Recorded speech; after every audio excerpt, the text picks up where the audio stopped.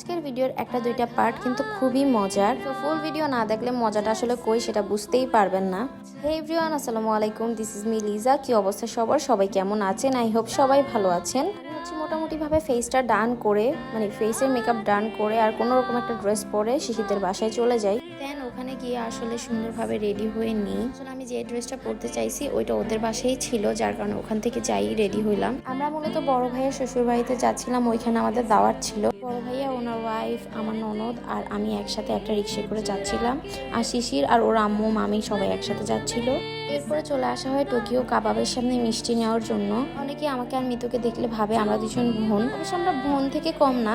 আমরা আসলে যাইতে চাইতে দুপুর 3টা বেজে গিয়েছিল, যার কারণে একটুখানি শরবত খেয়ে লাঞ্চ করতে বসে গিয়েছিলাম। লাঞ্চে অনেক আইটেম ছিল, বাট আমার আসলে সবার সামনে লজ্জা লাগছিল ভিডিও নিতে, যার কারণে আমি আসলে ওইভাবে ভিডিও করতে পারি নাই। এই যে সুমু আপু, ওর সাথে আসলাম দেখা করার জন্য। সামনে কিন্তু ওর বিয়ে, সবাই ওর জন্য দোয়া করবেন। অলরেডি আস্তে আস্তে গেটের সাজানো শুরু হচ্ছে। সুমু আপুদের বাসাটা আমার কাছে ভীষণ সুন্দর লাগে, বিশেষ করে ওনার রুমটা। আর আন্টি তো মাশাআল্লাহ অনেক অনেক মিশুক। সবচেয়ে বেশি ভালো লাগে আন্টি আমাকে সব সময় লিজু লিজু বলে ডাকে। লিজু আসলে আমাকে আমার কাছের মানুষ ছাড়া কেউই ডাকে না, তাই আমি মনে করি আন্টিও আমার কাছের মানুষ। এইটা মূলত ঈদের দ্বিতীয় দিন। সেই দিন পার্কে এত পরিমাণ মানুষ ছিল, বেশিরভাগ ছিল জোড়া পাখি, আই মিন গার্লফ্রেন্ড বয়ফ্রেন্ড।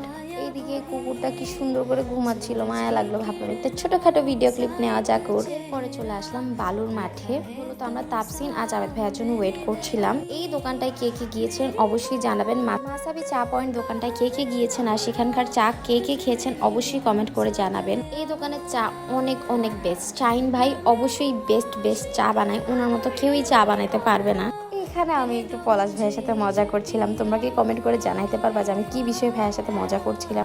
আমি আমার জামাইকে বলি, আমি যে তোমার নাম লিখছি হাতে, ওইটার দিকে তাকাই থাকবে, এমন একটা ভিডিও করবো। এরপরে চলে আসছি ঈদগায়ে। তো বালুর মাঠে গরু কোরবানি করা হয়েছিল, চারপাশে অনেক মাছি ছিল, দেন হচ্ছে রক্তের গন্ধ। আর ওইখানে সুভার সাথে আমার দেখা হয়। এটা অনেক লক্ষ্মী একটা মেয়ে। যাই হোক, এরপরে বড় ভাইয়া কল দেয়, ওনারা নাকি ফুচকা খাওয়ার জন্য আসছে। আমি তেমন ফুচকা খেতে পছন্দ করি না, তাই একটা কোল্ড কফি নিয়ে নিই। এই ভিডিওটা অনেক মজার ছিল।